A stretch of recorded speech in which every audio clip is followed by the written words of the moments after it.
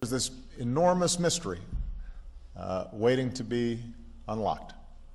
And the BRAIN Initiative will change that by giving scientists the tools they need to get a dynamic picture of the brain in action and better understand how we think and how we learn and how we remember.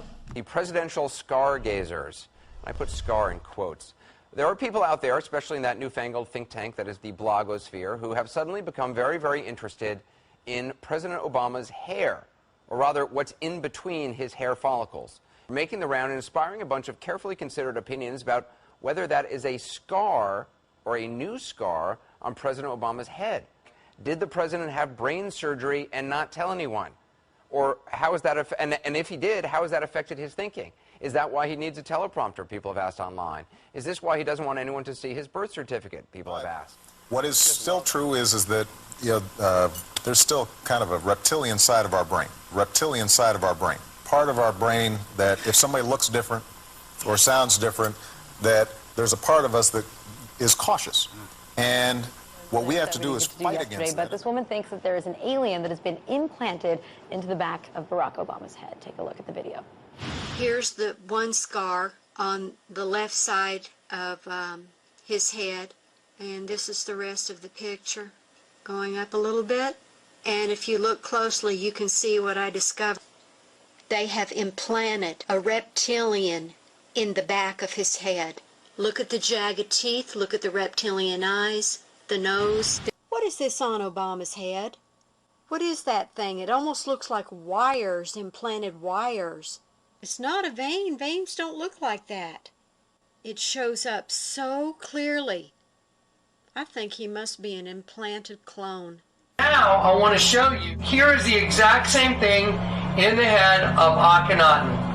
I mean in the head of Barack, who I believe absolutely 100% when the Lord showed me in front of clay, yes, he's a clone.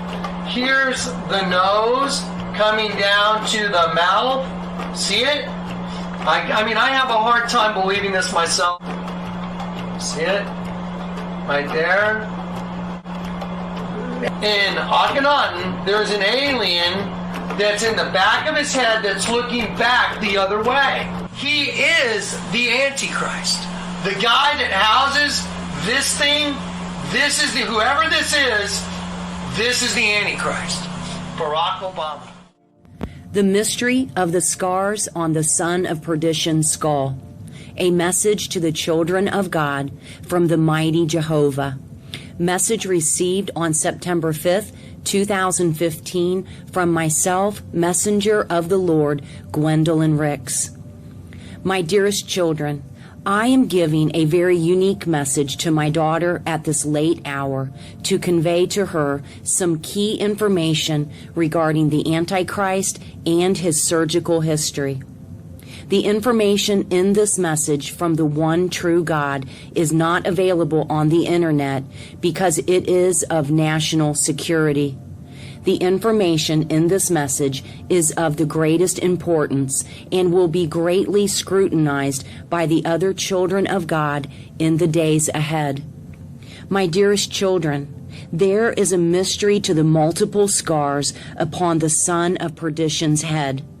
It has been a plan in the works for a very long time. Some of the scars were obtained from surgical procedures he received years prior to even serving as an Illinois senator. He was handpicked by the Illuminati to be the final president, and he has had to keep up with the request of his handlers. You see, dearest children, in order for the son of perdition to keep up with the demands of the fallen ones, also known as the demon aliens, he must be in constant communication with them. He has received multiple head surgeries to keep updated on the technology to communicate with them. Every so many years, he has to have the hardware that was installed in his skull updated. It is a requirement of the beast and of the others that serve the fallen ones. My dearest children, in the future, you will see the introduction of the fallen ones on the world's computer and television screens, and they will need a way to communicate with their puppets that carry out their dirty work. The President of the United States and other world leaders are merely hand puppets for the fallen ones and are placed in their particular roles to carry out the agenda of the dragon. These creatures communicate telepathically and need a special type of equipment in order to give orders to the world leaders.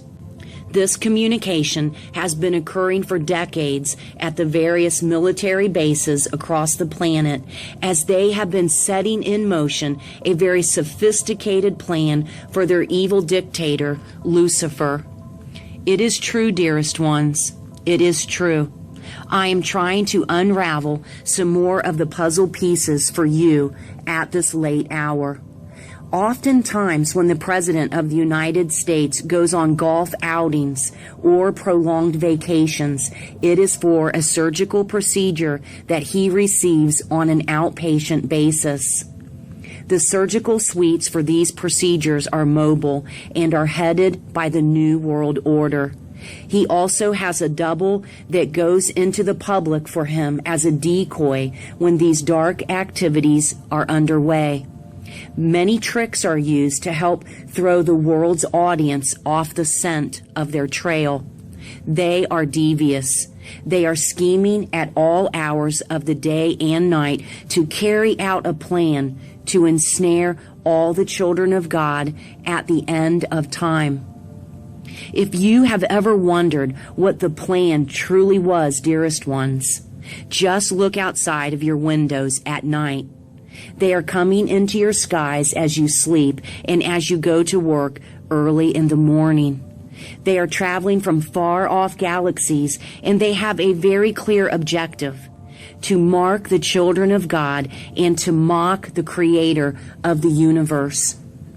I have my own set of plans, dearest ones. They will be successful to some degree as I give them autonomy to a point.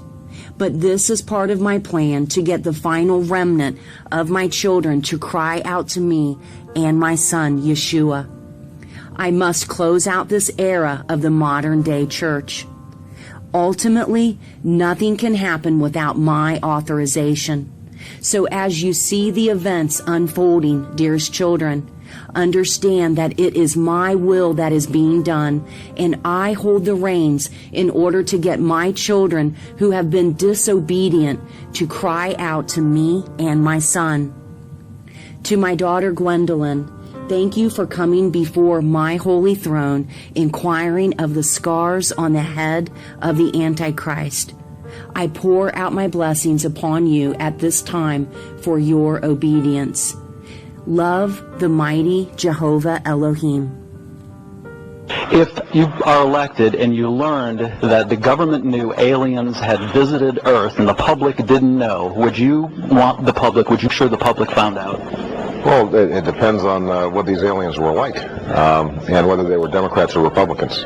Inaugurated, my hand would just, it'd still be hot from touching the Bible, and I would immediately race to wherever they have the files about Area 51 and the UFOs, and I go through everything to find out what happened. Right. Did you do that? That's why you will not be president. There are a lot of people that are going to examine your facial expressions here, every twitch, everything, and say, and of course, so did you look? Did you see? Did you explore? I can't reveal anything. Oh, really? Because President Clinton said he did go right in, and he did check, and there was nothing. Well, you know, that's what we're instructed to say. That's what we're instructed to say. The only people who don't want to disclose the truth are people with something to hide.